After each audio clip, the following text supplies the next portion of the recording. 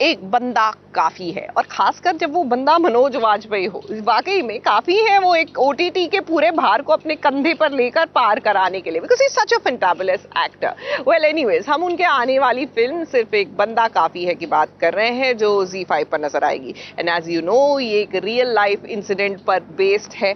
तो चलिए ऐसे में उनसे मुलाकात करते हैं और करते हैं ढेर सारी बातें। मेरी बीवी को ये लगेगा कि ये गुस्से वाला आदमी है, किसी को पीट दिया है इसने। मुझे लगता है कि मुझे बहुत सारे लोग जो है एरोगेंट समझते हैं और इगोइस्ट समझते हैं। बहुत सारी लड़कियां जो है वो कहती हैं कि मैं बड़ा इंटिमिडेटिंग, मैं कहीं से हूँ क्या है। सबसे पहले thank you so much sir हमारे साथ जुड़ने के लिए।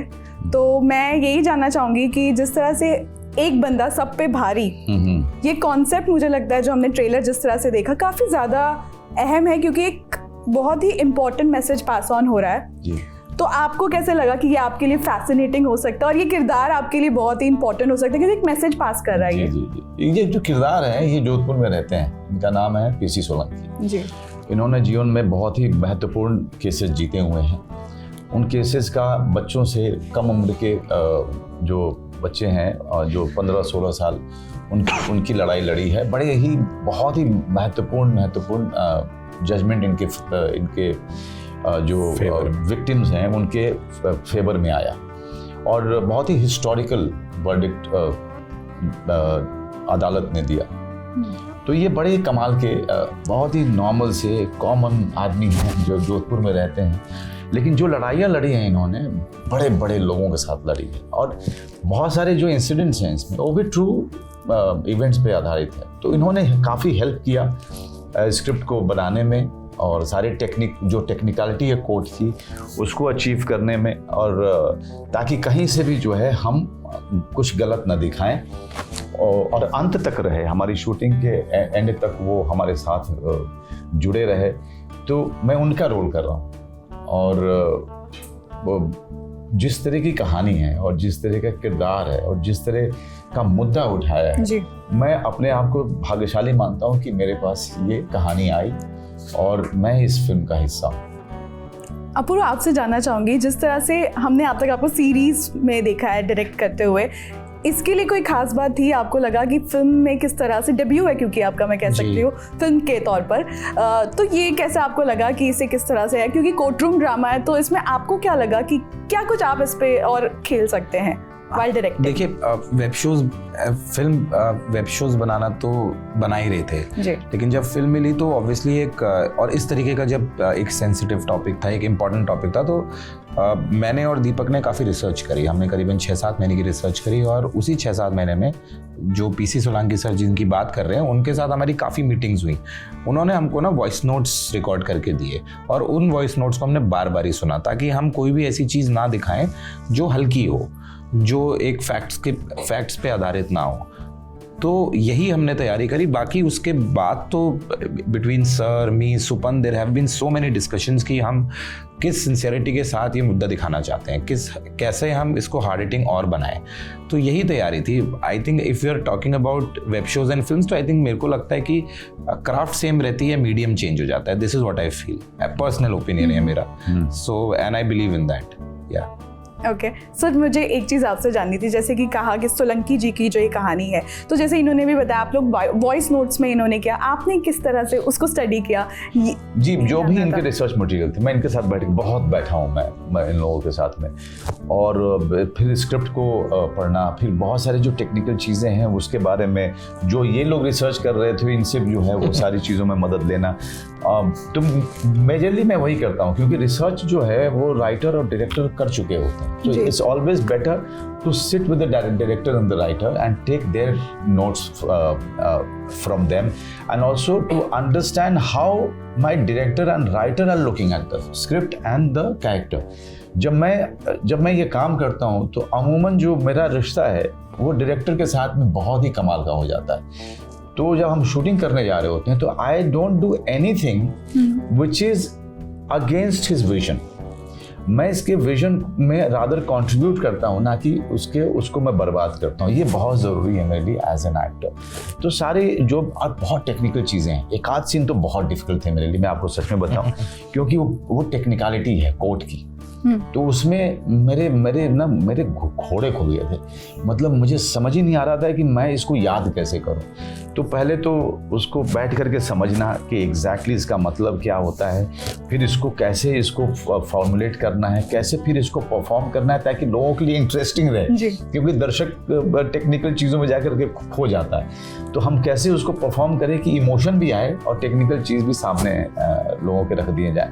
तो जैसा मैंने कहा कि मेहनत तो लगती है, रिसर्च भी होता है, और हमारी रोज़ का जो रिहर्सल्स भी होते हैं, कभी स्क्रिप्ट रीडिंग के तौर पे, कभी परफॉर्म करके, और कभी जो है नॉर्मल रीडिंग करते हैं, तो कभी कभी परफॉर्म करके रीडिंग करते हैं, ताकि हर किसी को पता चलता रहे कि मेरा कैरेक्टर क्या रूप ले रहा है। ये बहुत ज़रूरी है।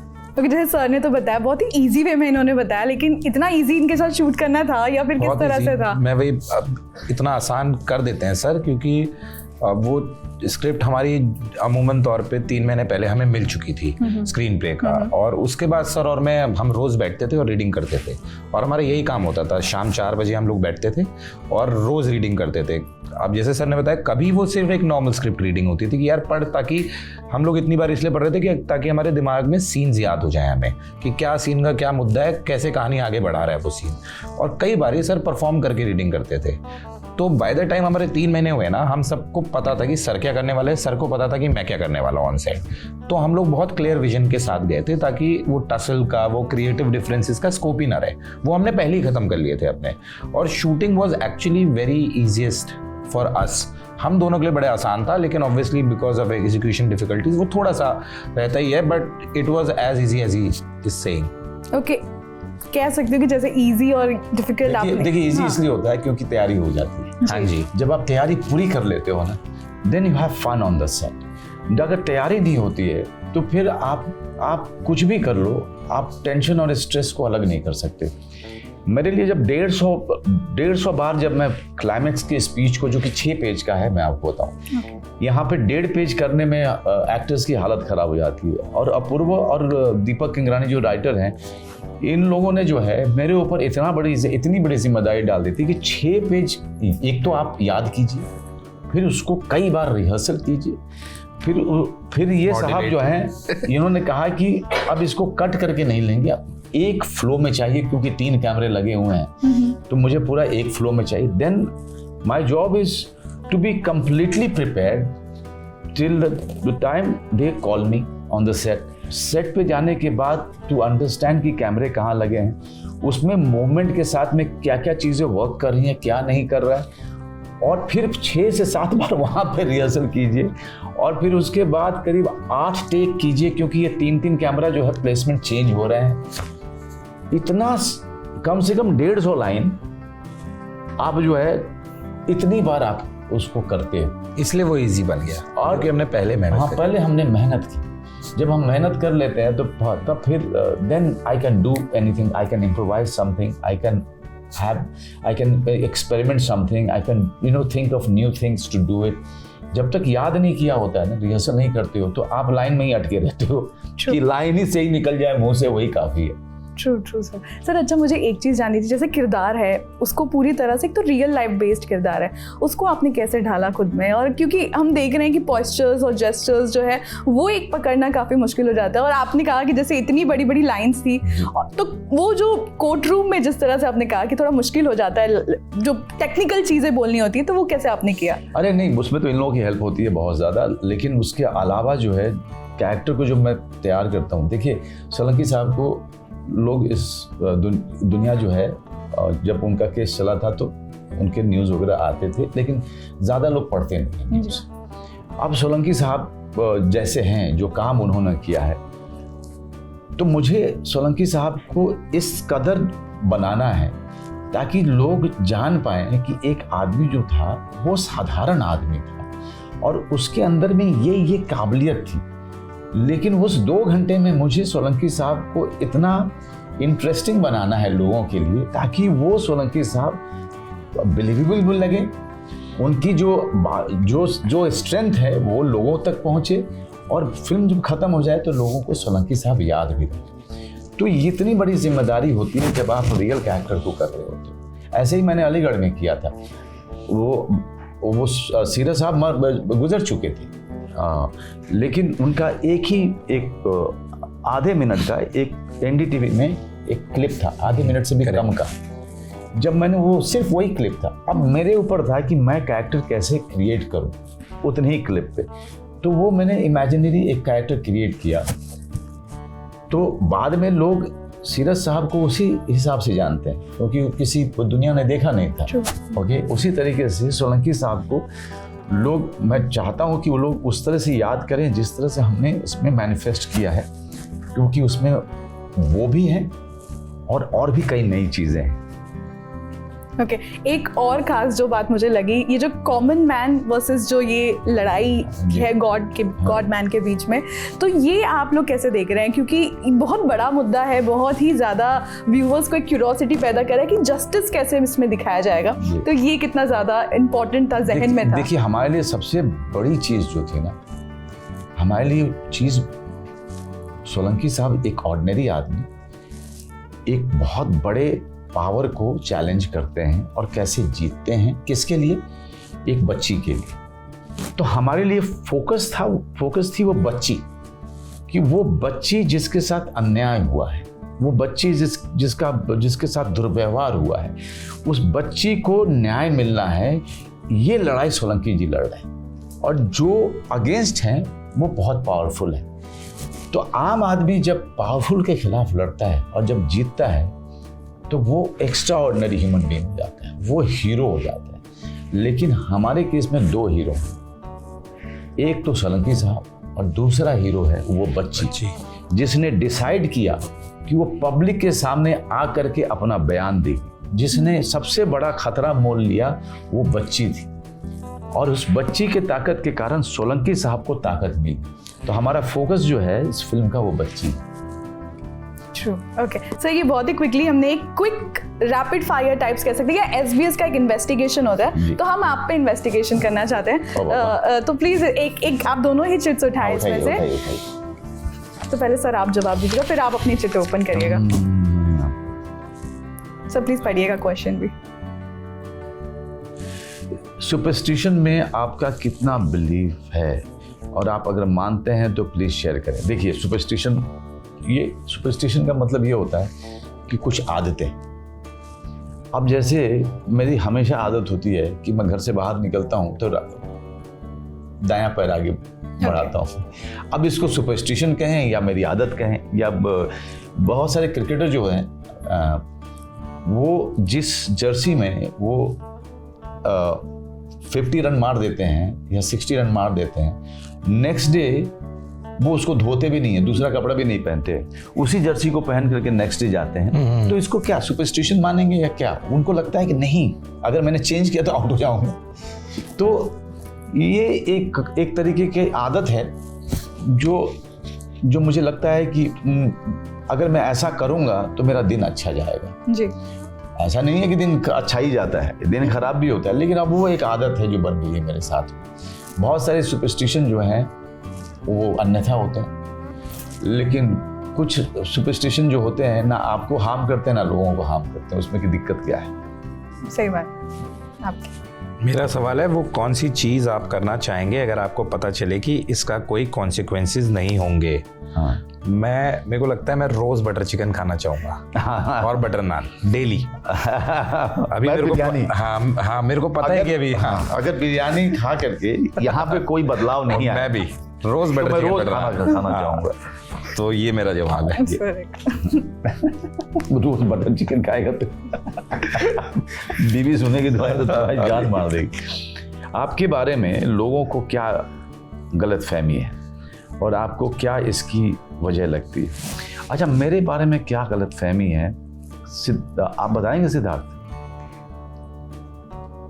क्योंकि लोगों की गलतफहमी मैं कैसे बता पाऊंगा, तो लोग ही बताएंगे। मुझे लगता है कि आपकी जो सीरियसनेस है, हाँ, एक बार संजीदगी एक काम के प्रति उसको लोग पर्सनल समझते हैं, हाँ, बड़े सीरियस से आते हैं। बस एरोगेंट थोड़ा सा मुझे लगता है कि मुझे बहुत सारे लोग जो है कैसा है, हाँ, कि एरोगेंट समझते हैं और ईगोइस्ट समझते हैं, लेकिन वो इसलिए क्योंकि मैं कम बोलता हूँ, जल्दी मैं खुलता नहीं हूँ, और मेरा जो काम के प्रति जो मेरा फोकस है उसको लेकर के लोगों को लगता है कि ये बहुत ही टेढ़ा आदमी है।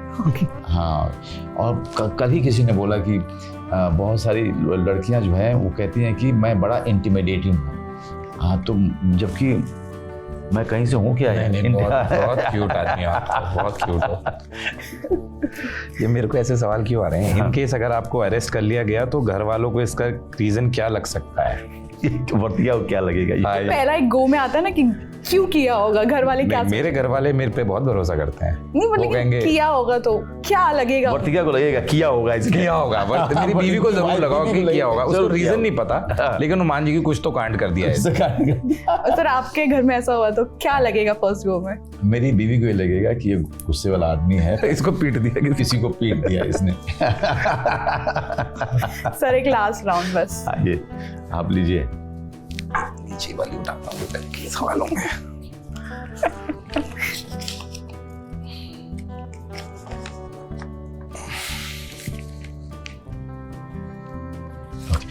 बीइंग एन एक्टर कितना डिफिकल्ट है कॉमन मैन की तरह कॉमन लोकेशंस को एक्सप्लोर करना। देखिए, मैं आपको सच में बताऊं, मेरा स्टाफ जो है वो आपको बता देगा कि ज्यादातर जगह पे मैं इनके बिना ही जाता हूँ। अब जा करके मैं अब मेरा जो असिस्टेंट है उसको लेके गांव जाता हूँ, क्योंकि ताकि थोड़ी हेल्प हो जाती है कि भाई थोड़ा कपड़ा ठीक कर दे थोड़ा ये, क्योंकि लोगों से इतना घिरा रहता हूँ कि बहुत सारे काम नहीं कर पाता हूँ मैं अपना। नहीं तो मैं ज़्यादातर जगह पे मैं कोशिश करता हूँ कि हर जगह मैं अकेले ही जाऊँ। हाँ, उससे फ़ायदा क्या होता है? उससे फ़ायदा ये होता है कि मैं कहीं भी जाऊँ, किसी के साथ रह जाऊँ, किसी होटल में रह जाऊँ, कहीं भी निकल जाऊँ, कहीं दिल्ली वगैरह जाता हूँ तो मैं बंगाली मार्केट में छोले भटूरे खाने चला जाता हूँ। अब अगर मेरे साथ में स्टाफ रहेगा तो मुझे जिम्मेदारी ये भी देखनी पड़ेगी कि यार पहले तो क्या है ना, अगर आपका सिक्योरिटी आपके साथ जाता है तो लोगों को पहले ही पता चल जाता है कि कोई आया हुआ है। माहौल बनाना शुरू करते हैं वो। तो हम दिखाना भी नहीं चाहें तो सिक्योरिटी वाला पता रहता है कि समवन हैज कम। तो इसलिए जो है मैं अकेले जाता हूँ ताकि किसी ठेले पे रुक जाऊँ, किसी जगह चाट खा लूँ, किसी जगह बिरयानी खा लूँ, किसी जगह छोले भटूरे खा लूँ। तो अकेले जो है आप बहुत सारी जगहों पे बिना किसी के जाने हुए आप जा सकते हैं। आपके लिए वो कौन सा बंदा है जिसे आप अपनी सारी बातें बिना सोचे शेयर कर सकते हैं? देखिए, ये बंदी हो सकता है। वो बंदी मेरी बीवी है, हाँ, जिसका नाम वर्तिका है। उसको मैं सारी बातें बिना सोचे समझे, सारी बातें ये मुझसे शेयर कर सकता है। वर्तिका अभी तो पॉइंट बटोर तो एक तो मौका मिलता है पॉइंट बटोरने के घर पे। बाकी बंदा मन होता है, सारी बातें बिना सोचे समझे। गलत। अभी देख रही होगी। ओके, जाते रहते व्यूअर्स से क्या कहेंगे? काफी कुछ आपने हमें रिवील कर दिया कि क्या कुछ हो सकती है पॉसिबिलिटी। व्यूअर्स से ये कहना चाहूंगा कि ZEE5 पे 23 तारीख को हमारी फिल्म बंदा रिलीज हो रही है। अपने पूरे परिवार के साथ इसे जरूर देखिए और इसे इस साल की सबसे ज्यादा देखी जाने वाली फिल्म बनाइए। तब तक के लिए हम आपसे विदा लेंगे इस बात के इंतजार में कि 23 तारीख के बाद आपके बहुत सारे मैसेजेस, आपके बहुत सारे रिएक्शंस सोशल मीडिया पे देखने और पढ़ने को मिलेगा। Thank you so much sir. Thank you.